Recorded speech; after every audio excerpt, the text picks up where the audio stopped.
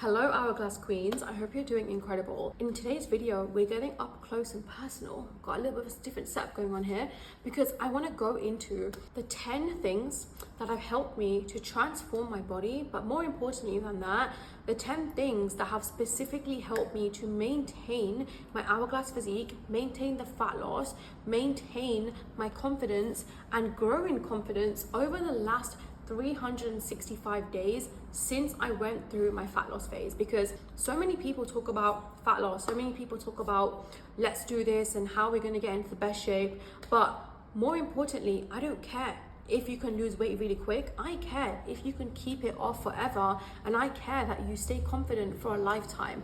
And this is what I'm going to be going over in this video. So by the end of this video, you know exactly what traits and characteristics to embody and take on to be able to stay confident forever. Now, before I go into that, I want to talk about how before 2024, I was the girl who would be super all in, and I would always get to a result, but then I would always gain it back, right? I've seen my dream body, whatever that looks like for anybody, come to life so many times, but I would never be able to hold it. I would always get to a position and I'd be like, okay, cool, I'm happy. And then months would go by, and in that same 365-day period, in that same year, I would have lost and gained that same 5-10 kg, and I'm constantly losing and gaining it back. This year, I've maintained it for the whole year, right? Because that's what it should be. That's how your transformation should be. So number one, actually have a strategic fat loss phase.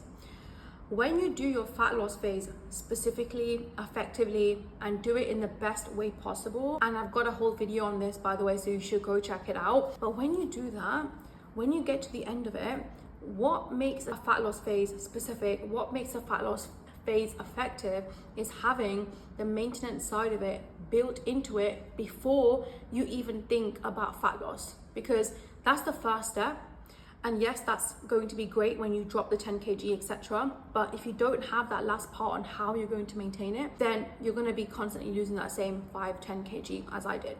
Number two, I mean, getting deep from the get-go, is believing that I deserved confidence, believing that it can last, believing that I can elevate and keep seeing more progress and more progress without having that hidden ceiling. And this is deep rooted within my childhood, which I had to overcome with these limiting beliefs that I had, where I saw my parents and I saw things around me happen which were great, but they'd always go back to how they were before again, right? Even in day-to-day life, being Indian, being South Asian, I heard my parents say a quote that was something like, oh, don't laugh too much, because however much you laugh, that's how much you'll cry. So basically saying you can't have too much happiness because amount of happiness that you have is limited, and then from there you're gonna have to back that up with crying.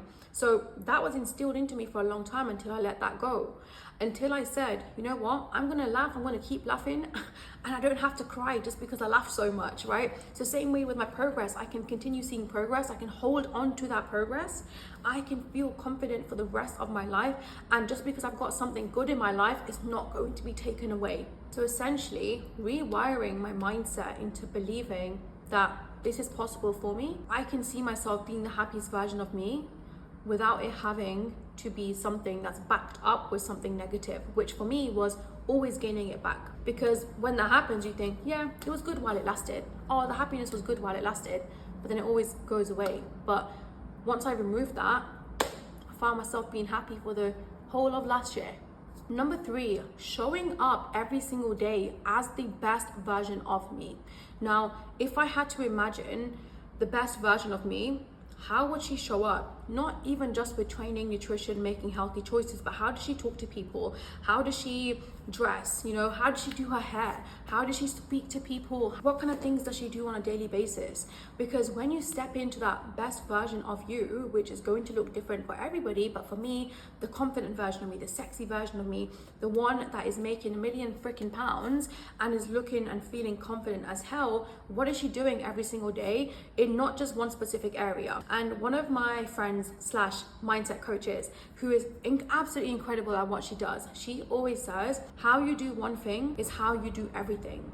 So if you are not showing up as the most confident version of you, or as a woman who feels happy and confident every single day in one area, then you will never feel that everywhere else. And it became so much more easier for me to make decisions based on nutrition, based on training, whether I'm training or not, whether I'm showing up for myself, when I embodied that version of me, that confident version of me everywhere, and not just in one specific place. And the way I like to think about this is when you're listening to sad music, you might listen to a sad song and you're like, oh, then you start thinking about things that made you angry, because sadness and anger is linked.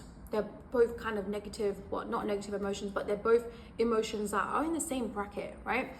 So with that logic, if I am now acting as if I'm the most confident version of me every single day, not just in the way that I'm eating or drinking or training, but in just day-to-day, how I'm dressing, how I'm speaking, what I'm listening to, of course that's going to spill into everything else that I do. So that way it makes it easier for you to continue maintaining the habits that have got you to the fat loss, and then being able to maintain that.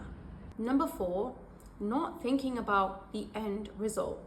Because if you're constantly in a loop of thinking, what's next, then you're kind of losing what these actions and behaviors are giving you in that present moment. For example, when I eat a healthy meal, when I eat something that makes me feel good, when I train, it's not just, oh my gosh, this is going to help me to lose this much kg or grow my glutes. No, this has made me feel super strong, and linking back to how that's making you feel straight away, so you can get that instant gratification in a different way, and then still wait for that delayed gratification, which is the next goal, the next step. Because if you're anything like me and my clients, you will never actually have an end goal, because once you've got a snatch waist, you want big quads. Once you've got big quads, you want juicy glutes. Once you've got juicy glutes, you want a fucking snatch back. Like, it just never stops. You're always gonna have the next goal in mind, which is great, but taking a moment to think about, how is me showing up today in this specific minute going to help me to feel good in this specific moment, right? Trait number 5 that has helped me to maintain where I'm at for the longest time ever is being able to have the skill of bouncing back. And when I say bounce back, I don't mean, oh my God, I've hit rock bottom, let's bounce back again. But I mean in the day, looking at things that might have gone wrong in the morning and then thinking, okay, cool, how am I gonna bounce back from this and make a better decision in the next half of my day? Okay, the first hour of my day didn't go to plan. Cool, how can I make the next hour of my day go to plan instead? Okay, I missed my training session because of XYZ, whatever. Cool, I can still now make a healthy decision or an aligned decision with my goals in the evening, right? And looking at each hour of the day, each quarter of the day, morning, afternoon, evening, night, as separate things to be able to think about how you can make them the best that you can without thinking that the morning has now messed up this, and this, right? Trait number 6 is setting boundaries. Now, I'm in a relationship. I've got a really small circle of friends, but it's such a special circle to me. And of course, that means that, and I'm a social butterfly. I'm an extrovert, introvert. I get really energized from speaking to people and spending time with people. But that also means that some of the activities involved, it's going to be around food, it's going to be around eating calories, it's going to be around so many things, right? But then thinking about memories versus what you're actually doing. Because for me, what I realized was that it's not just the food. If I think back on the past year, what's made me feel really good when I spend time with my partner and friends is the quality time, it's the laughs, it's the memories. And those memories and laughs can still happen by doing activities that align with my goals and align with how I want to feel, rather than always going for a sit-down dinner where you're having a starter, main, and a dessert. Go for a hike, exploring a different park, taking my dog for a walk. I'm not sure if he's on screen and if you can see him, but doing different things that allow you to have that connection, but then still be able to align everything with your goals. Number 7, which links back to number 6, is actually planning for that. Because before, when I used to lose and gain the same weight, when I'm in a maintenance phase, and you can look at all these girls right now who have the banging body that you want, or snatched and slim, whatever, and think, oh my gosh, but they're eating a burger. But what are they doing behind the scenes? That's what you need to be looking at. You're seeing that one part and thinking, yeah, I can have a burger, I can be balanced, but how there's 24 hours in a day. 24 hours times by 7 is, I don't know what it is, but it's a big number. And you're seeing them eat a burger 1 minute of that day, 10 minutes of that day, of that week. What's happening behind the scenes, right? So I'm still planning forward. If I'm going out for a meal, which of course I'm still doing, I'm having treats, I'm going out for dinners, I'm doing all these cool things, but that's still planned. That is still planned into my week, because you still need to have a structure. And once I kept that structure with added flexibility, that's when things started really maintaining for me. And this goes for not just nutrition, but it goes for training as well. Once I'd reached a goal, I'd literally strip back on everything and think, yeah, I'm done, I can just maintain. It doesn't work like that. You still have to ease out of that, and you still have to plan for how you are handling that training phase, how you are handling that nutrition phase, and what you are still going to be committing to every single day. That takes me on to point 8. Having 3 non-negotiables every single day when it comes to my fitness journey and when it comes to my goals. And that's going to look different every single day depending on what I'm doing, what's going on, where I'm at in my cycle, work, etc. But knowing that I have a specific goal every single day is what's going to change your life. So for example, what's my step target for today? How much water am I drinking? Or I'm switching off at 6 p.m. 3 non-negotiables to look forward to. Number 9 is tracking data. Now, for all of my clients and for myself included, tracking data with your progress is going to look different, what you're comfortable with. For example, weighing yourself, or measuring yourself, or pictures or clothes. But for me, every single week or nearly every single day, I will check in with myself and see how I'm feeling. I will check in with myself to see, how I'm looking, how I'm progressing, how's my energy, not just the physical side of things, which I do through progress photos every couple of weeks, even when I'm maintaining, so I can just see what's going on. And for some, that might feel and look a little bit extreme, like, oh, just live your life and it's fine. But for me, my confidence is my power, and my confidence is made up of so many different things, and the way that I look and feel is one of them. I spent a long time working to get here, so I'm going to maintain that, right? And as I said, your way of tracking and measuring progress might look different, but I don't ever want to get to a position where I'm looking at myself in the mirror and thinking, who the fuck is this? And this is why I continue to check up on my progress, check up on how I'm feeling, where my progress is at with different things like clothes, etc. So I don't get to that position again. Because I know when I start feeling just that little bit uncomfortable, okay, cool, what are we tightening up? Right? What are we doing?